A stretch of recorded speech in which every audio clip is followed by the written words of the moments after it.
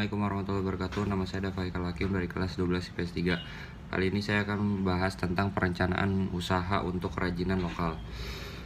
Pertama, hukum ekonomi. Hukum ekonomi dasar menjelaskan bahwa terdapat hubungan antara permintaan dan pengadaan barang, yaitu supply atau demand.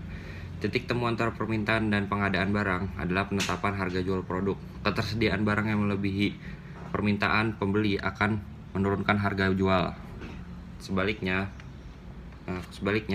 ketersediaan barang yang lebih rendah daripada permintaannya akan menyebabkan barang menjadi lebih tinggi harganya. Yang kedua itu produk kerajinan. Produk kerajinan memanfaatkan keterampilan tangan.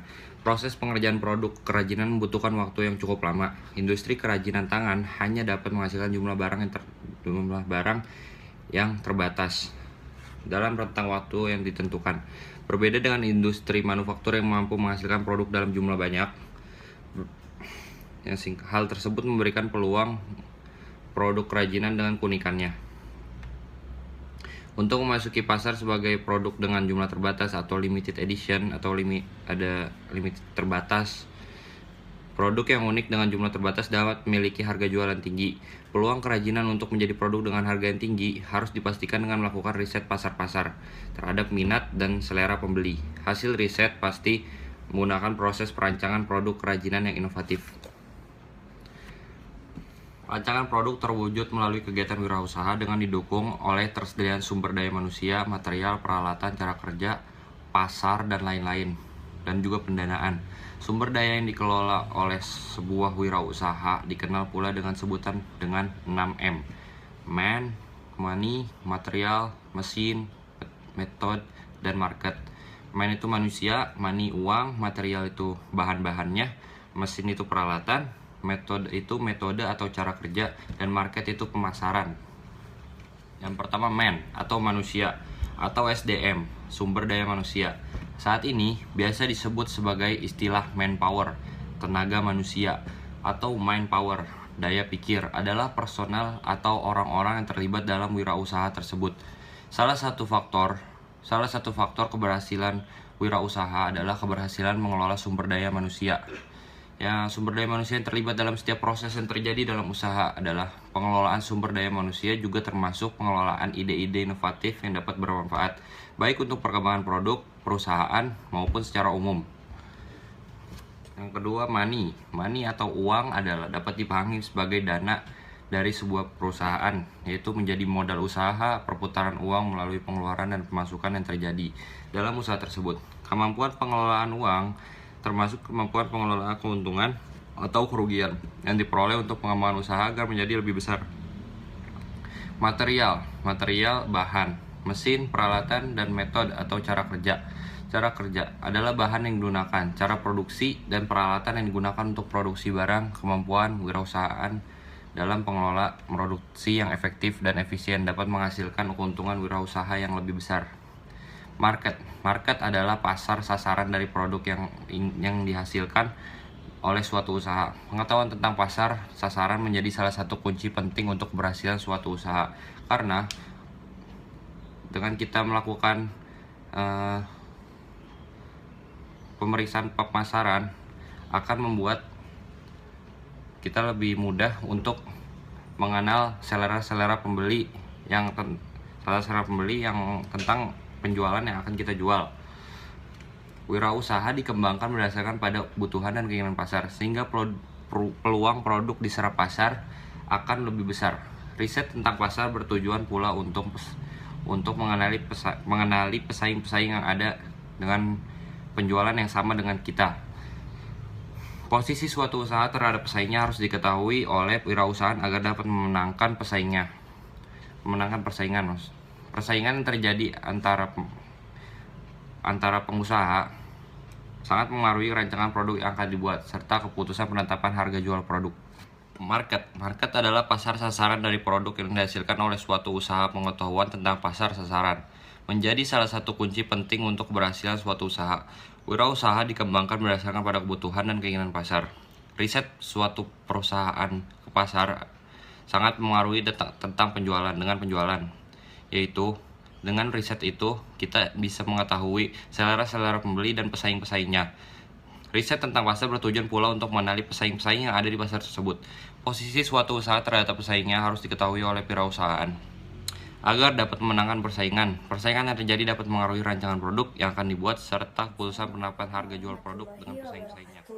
Perkenalkan, nama saya Yuni Milaningrum dari kelas 12 IPS 3. Di sini saya akan menjelaskan mengenai 4 gelombang peradaban ekonomi. Namun sebelumnya saya akan menjelaskan sedikit tentang sumber daya manusia dalam kegiatan wirausaha. Pada kegiatan wirausaha itu diawali dengan penataan sumber daya manusia yang akan menjadi penggerak kegiatan wirausaha tersebut. Dahulu, sumber daya manusia itu dikenal dengan istilah tenaga manusia atau manpower. Namun saat ini, sumber daya manusia itu lebih dikenal dengan sebutan mind power atau daya pikir.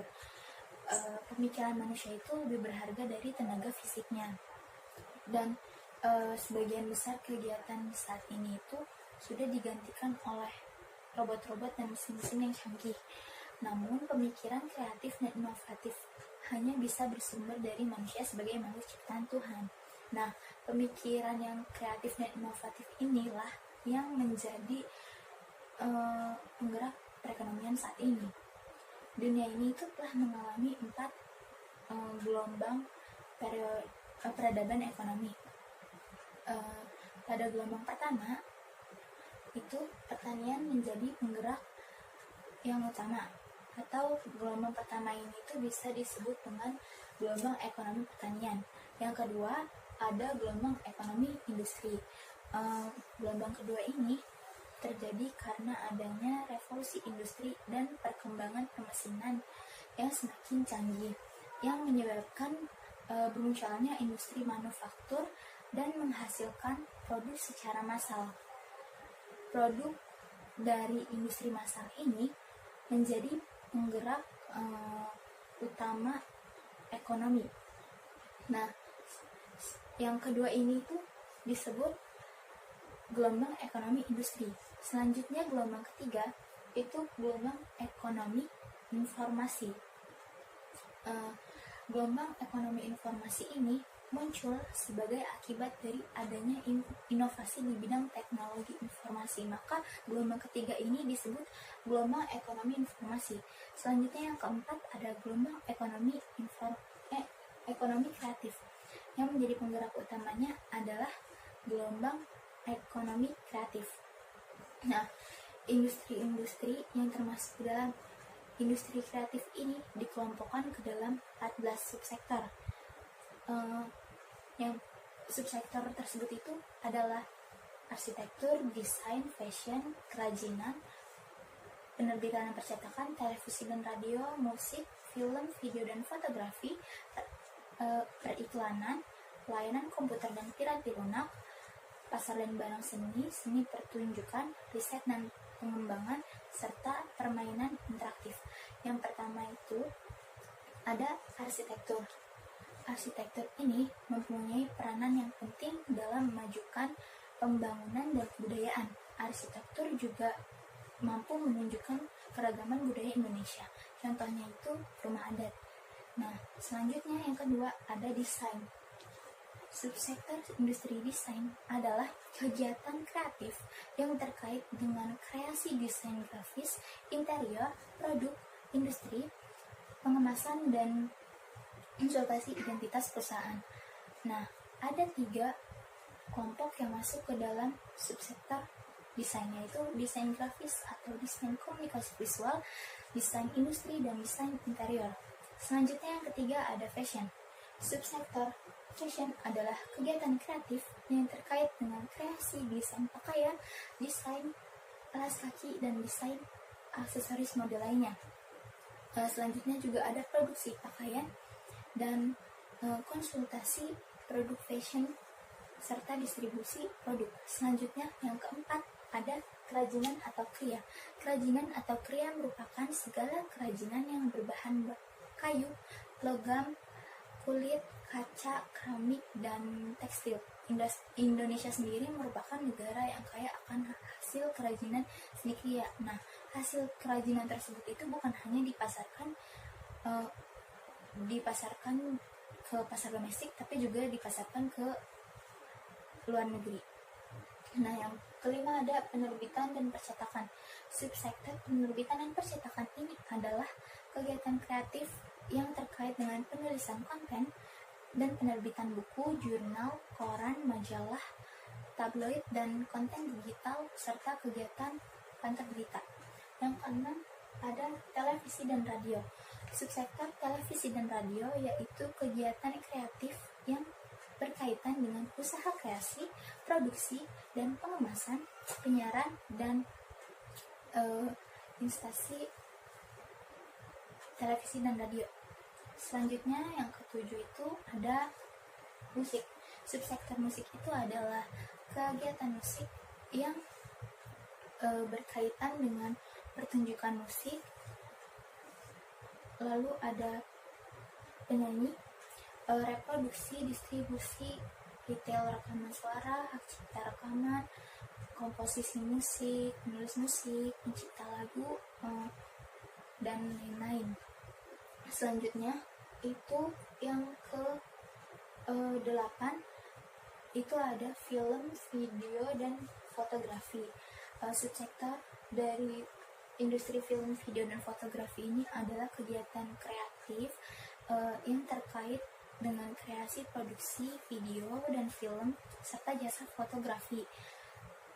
Dan juga ada distribusi rekaman, termasuk di dalamnya juga penulisan skrip, dubbing film, sinematografi, dan sinetron. Selanjutnya yang ke-9 itu ada periklanan. Nah, periklanan ini merupakan suatu penyajian materi yang berisi pesan persuasif atau ajakan kepada masyarakat untuk mempromosikan produk atau jasa yang konten-konten iklan ini dibuat khusus oleh sekelompok orang yang biasa kita sebut sebagai agensi iklan. Selanjutnya yang ke-10 itu ada layanan komputer dan piranti lunak. Subsektor layanan komputer dan piranti lunak ini yaitu kegiatan kreatif yang terkait dengan pengembangan teknologi informasi, termasuk jasa layanan komputer, pengembangan piranti lunak, integrasi sistem, desain dan analisis sistem, desain arsitektur piranti lunak, desain prasarana piranti lunak dan piranti keras, serta desain portal. Selanjutnya yang ke-11 itu ada pasar dan barang seni.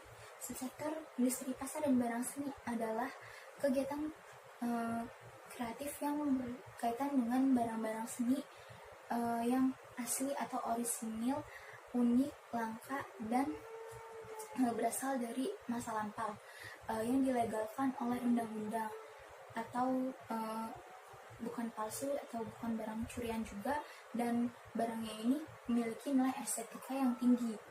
Selanjutnya yang ke-12 itu ada seni pertunjukan. Nah, Indonesia ini merupakan negara yang kaya akan seni pertunjukan. Kesenian ini sudah ada sejak lama dalam bentuk wayang, teater, ludruk, tari, dan masih banyak lagi. Nah, kesenian tersebut menyebar di seluruh Indonesia dengan ciri khasnya masing-masing. Selanjutnya, yang ke-13 itu ada riset dan pengembangan. Subsektor riset dan pengembangan ini merupakan kegiatan kreatif yang terkait dengan usaha inovatif untuk penemuan ilmu dan teknologi dan penerapan ilmu pengetahuan untuk memperbaiki produk dan kreasi untuk produk baru, alat baru, material baru, teknologi baru yang dapat memenuhi kebutuhan pasar. Dan selanjutnya yang terakhir itu ada permainan interaktif. Permainan interaktif ini maksudnya adalah semakin meningkatnya penetrasi smartphone di Nusantara membuat industri pengembangan aplikasi dan permainan ini menjadi semakin banyak, dan pada sektor ini juga namun masih sedikit minatnya. Sekian presentasi yang dapat saya sampaikan. tentang 4 gelombang peradaban ekonomi. Kurang dan lebihnya mohon maaf. Terima kasih. Wassalamualaikum warahmatullahi wabarakatuh. Assalamualaikum warahmatullahi wabarakatuh. Nama saya Adrian Syafri Lubis dari kelas 12 IPS 3, nomor absen 1. Saya ingin melanjutkan materi dari sebelumnya. Sebelum kita melaksanakan kewirausahaan, kita harus diawali dengan penataan sumber daya manusia. Nah, berapa penting sih sumber daya manusia itu bagi keberlangsungan suatu wirausaha atau usaha tersebut? Ibaratnya seperti otak. Otak mampu memerintahkan atau menyalurkan fungsi bagi seluruh organ tubuh di dalam manusia. Jadi organ tubuh manusia itu semuanya dapat berfungsi karena adanya otak. Sama halnya dengan kualitas sumber daya manusia. Jika gagal dalam mengolah dan menata sumber daya manusia tersebut, maka dapat dipastikan kegiatan wirausaha yang dilakukan oleh orang tersebut gagal total. Meskipun sebagian usaha sudah dapat digantikan dengan mesin dan robot, namun tetap saja inovasi dan kreativitas hanya datang dari akal manusia. Inovasi dan kreasi ini yang mampu meningkatkan kesejahteraan ekonomi bagi perusahaan tersebut. Nah, kegiatan wirausaha dapat dibagi menjadi 3 tahapan. Tahap pertama itu terdiri dari beberapa poin. Yang pertama itu adalah pembentukan organisasi dan pembagian tugas. Karena nggak mungkin kan kalau kita mendirikan suatu wirausaha tanpa adanya bantuan seorang karyawan atau staf. Nah, setelah kita membentuk karyawan dan staf, kita membagi tugasnya seperti yang ditentukan oleh otak tadi. Kita membagi tugas, ada yang menggerakkan tangan, ada yang mengecap rasa, dan sebagainya. Yang kedua itu adalah menetapkan target dan strategi. Target di sini maksudnya adalah target pemasaran atau market istilahnya. Dan dalam mencapai produk kita kepada market atau pasar tersebut, kita harus diperlukan adanya strategi penjualan atau marketing strategi. Disinilah kreativitas suatu wirausaha diuji. 3. Membuat jadwal kegiatan. Selama adanya pembagi tugas, itu pasti bakal berkaitan dengan adanya pembagian tugas, jadwal kegiatan. Nah, jadi di sini kita harus membagi atau membuat jadwal kegiatan yang dilakukan oleh perusahaan tersebut dalam beberapa periode waktu tertentu. 4. Menetapkan biaya produksi dan harga jual pembiayaan serta alur keuangan. Jadi itu kita di sini harus mengatur berapa banyak sih biaya produksi yang kita harus keluarkan untuk membuat suatu barang atau jasa. Ini kan sesuai dengan prinsip ekonomi. Kita harus dengan modal sekecil mungkin dapat memaksimalkan profit. Nah, seperti itulah kira-kira. Oh iya, hubungan baik antara wirausahaan dengan pemasok bahan baku pekerjaan pembeli harus terjaga. Hubungan baik dapat terjadi dengan adanya rasa kepercayaan dan sikap saling menghargai. Kerjasama yang baik juga didukung oleh pembagian tugas yang adil dan sesuai dengan kompetensinya. Jadi itu kita harus membagi sumber daya manusia tadi kepada bidang sektor yang dikuasainya. Jadi kita nggak bisa maksain sesuatu yang berat dilimpahkan kepada yang tidak paham dengan bidang tersebut. Pada kegiatan wirausaha produk kerajinan akan dilakukan pembagian peran tanggung jawab masing-masing. Nah, seperti tadi yang saya bilang, kegiatan terdiri atas membentukkan organisasi dan penetapan tugas dan tanggung jawab. Dan selanjutnya dilakukan dengan perencanaan produksi. Perencanaan produksi itu harus dilakukan dengan riset pasar. Pasar itu contohnya banyak ya, dengan survei misalnya, survei konsumen, pengembangan desain, dan penetapan produk yang akan dijual. Perencanaan produksi meliputi perolehan bahan baku, persiapan bahan dan alat, serta penghitungan biaya produksi. Seperti tadi 4 poin yang tadi saya jelaskan. Tahapan namanya disebut dengan tahapan riset dan development atau dikenal dengan R&D. Dengan tahap persiapan sebelum melakukan kegiatan kewirausahaan.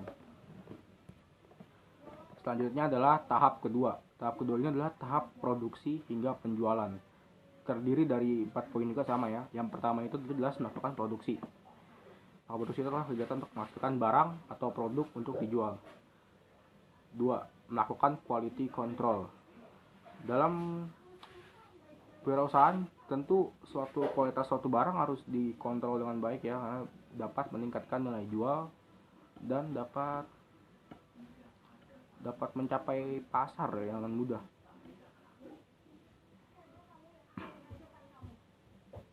Oh iya, kita tuh harus membuat perencanaan dulu sebelum membuat suatu barang agar dapat meningkatkan nilai jualnya. Yang ketiga itu adalah melakukan pengemasan atau packaging. Packaging itu artinya adalah mengemas suatu barang semenarik mungkin agar dilirik oleh konsumen yang akan membelinya. Yang keempat adalah melakukan promosi, penjualan, dan distribusi. Jadi habis kita tadi memproduksi, mengecek kualitasnya, mengemas suatu barang atau packaging, terus agar nyampai ke konsumen gak cukup dengan itu doang, harus ada beberapa cara lagi, yaitu dengan promosi, penjualan, dan distribusi. Promosi itu berarti kita harus memperkenalkan barang kita semenarik mungkin kepada calon membeli. Setelah penjualan itu ya tentu dengan mengobrol barang gitu, misalnya mengasih diskon atau potongan harga. Dan distribusi ini yang penting.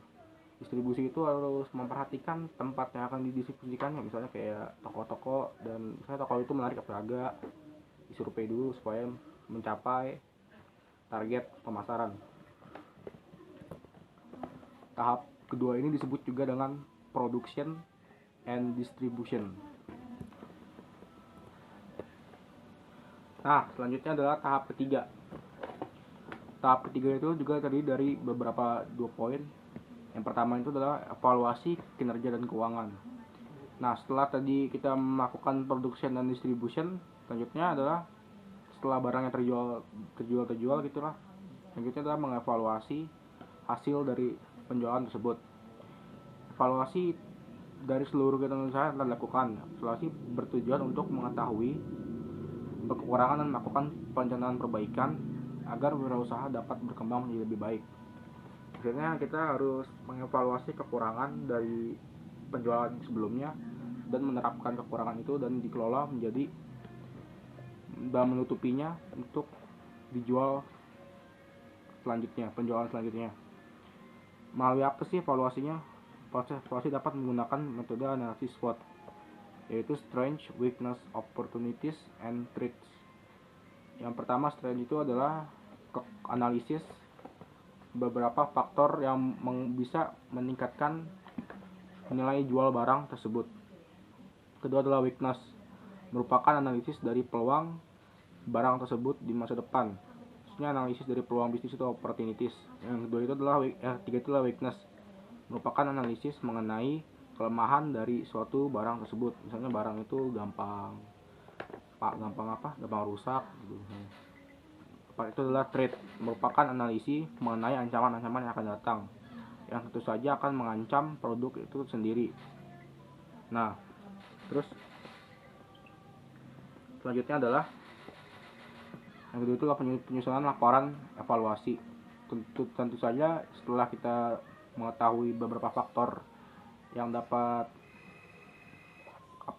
yang dapat menimbulkan kelemahan atau kekuatan barang tersebut, terus ada ancaman barang tersebut serta peluang produk tersebut dapat ditingkatkan. Selanjutnya adalah menyusun laporan tersebut dan untuk sebagai bahan perbaikan selanjutnya. Dari produk yang telah dibuat, produk produksi, pemasaran, distribusi serta sasaran itu dicatat dalam laporan evaluasi untuk dijadikan sebagai bahan perbaikan bahan perbaikan untuk kegiatan produksi distribusi selanjutnya.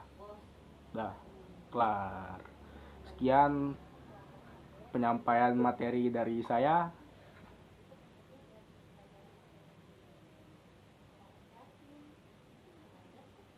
Kurang lebihnya mohon maaf.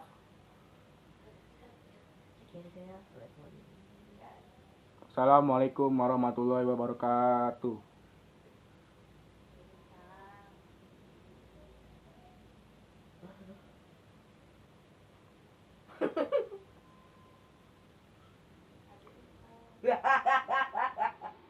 Udah 10 menit. Assalamualaikum warahmatullahi wabarakatuh.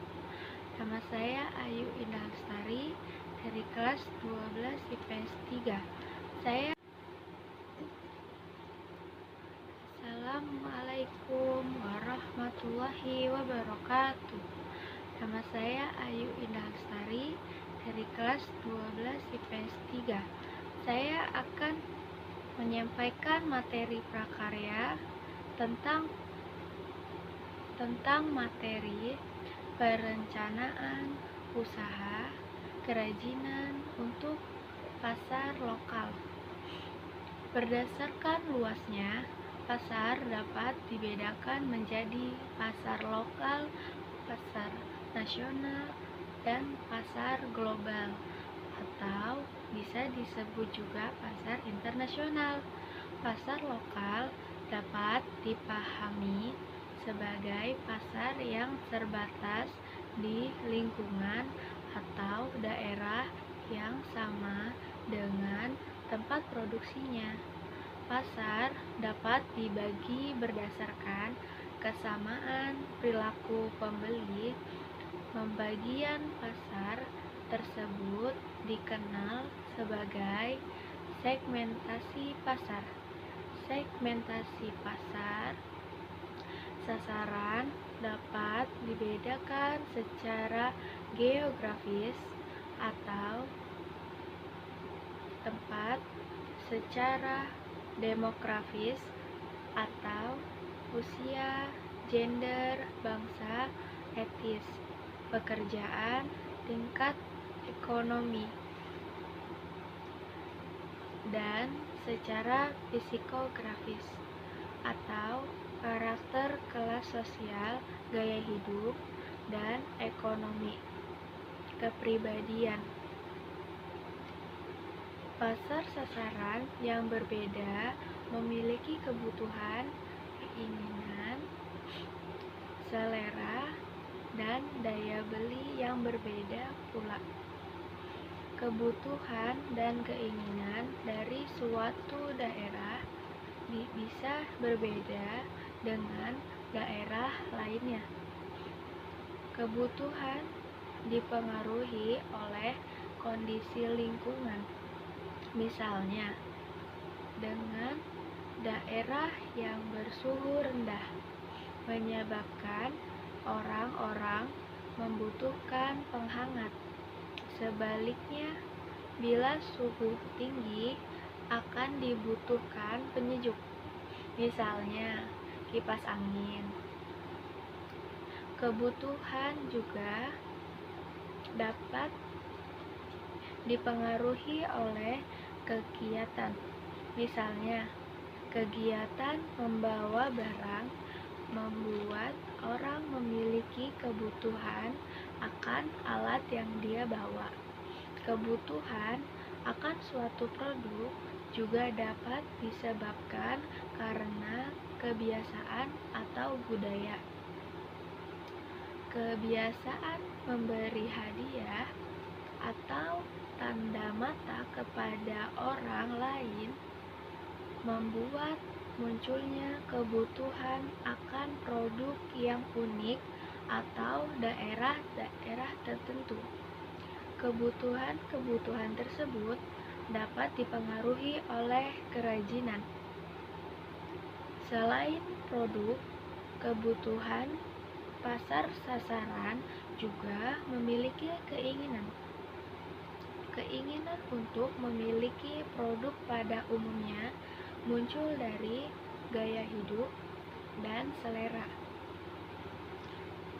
Pada prinsipnya, pasar terjadi karena adanya permintaan dari pembeli dan penawaran dari penjual. Potensi pasar dapat diketahui melalui dari dua pendekatan, yaitu pendekatan permintaan dan pendekatan penawaran. Pendekatan permintaan adalah dengan mencari tahu kebutuhan dari pasar sasaran. Sedangkan pendekatan penawaran mengandalkan pada kemampuan wirausahawan membuat produk inovatif. Kedua pendekatan ini dapat digunakan untuk mengenali potensi pasar. Kebutuhan pasar lokal dapat diketahui dengan melakukan pengamatan terhadap pasar sasaran. Misalnya, untuk mengenali kebutuhan pasar sasaran, siswa yang mengikuti ekstrakurikuler olahraga dapat melewati kebiasaan mereka. Siswa tersebut pada umumnya berangkat ke sekolah dengan membawa baju ganti dan perlengkapan olahraga selain buku pelajaran dan perlengkapan sekolah lainnya. Mereka membutuhkan tas untuk membawa perlengkapan ekstrakurikulernya. Tentu untuk dari bentuk, warna, ukuran dari tas tersebut harus sesuai dengan selera mereka. Selain peminatan, kita juga dapat mewawancarai pasar sasaran untuk mengetahui kebutuhan dan selera mereka. Pertanyaan yang dapat kita ajukan diantaranya yaitu, tas seperti apa yang mereka inginkan, yang mereka nyamankan, yang untuk digunakan, atau tas seperti apa yang mereka sukai, atau warna atau motif apa tas yang mereka sukai. Ide pengembangan pokok produk pekerjaan untuk pasar lokal juga dapat diperoleh dengan mengenali kebiasaan di daerah setempat. Misalnya, kebiasaan mereka melepas alas kaki sebelum masuk ke dalam rumah. Kebiasaan tersebut membuka peluang pengembangan produk rak sepatu atau penyimpanan alas kaki yang serasi dengan tempat diletakkannya atau tempat memindahkan, penyimpanan, dan mengambil alas kaki. Lalu, ruang lain dari kebiasaan tersebut adalah membuat sendal khusus untuk masuk ke dalam rumah agar telapak kaki terlindungi dari dinginnya lantai. Contoh identifikasi kebutuhan pasar lokal. Yang pertama itu ada kebutuhan untuk alat praktek bulu tangkis. Produk yang dikeluarkan yaitu adalah tas khusus untuk membawa bulu tangkis. Sasaran dari pasarnya yaitu adalah siswa yang mengikuti ekskul bulu tangkis. Kebutuhan yang kedua itu adalah penyimpanan alas kaki. Produk yang dikeluarkan yaitu adalah rak gantung. Dan sasarannya itu adalah rumah tangga. Nah, dari contoh tersebut telah diketahui bahwa tampak pasar sasaran yang berguna memiliki kebutuhan yang berbeda juga. Setiap kebutuhan yang berbeda merupakan peluang bagi pasar yang wirausahawan. Segmentasi pasar tersebut memiliki keinginan, selera, dan daya beli yang berbeda juga. Pemahaman tentang pasar sasaran secara mendalam akan mendukung proses pencarian ide dan penyatakan harga jual barang kewajiban, produk kerajinan untuk pasar lokal. Pemahaman mendalam seperti pasar sasaran dapat dilakukan dengan pencarian data yang melalui dari konsekuensi.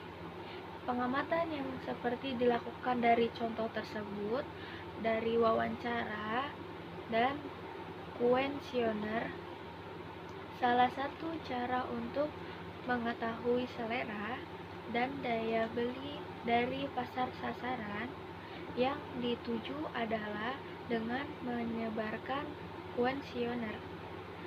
Terima kasih. Wassalamualaikum warahmatullahi wabarakatuh.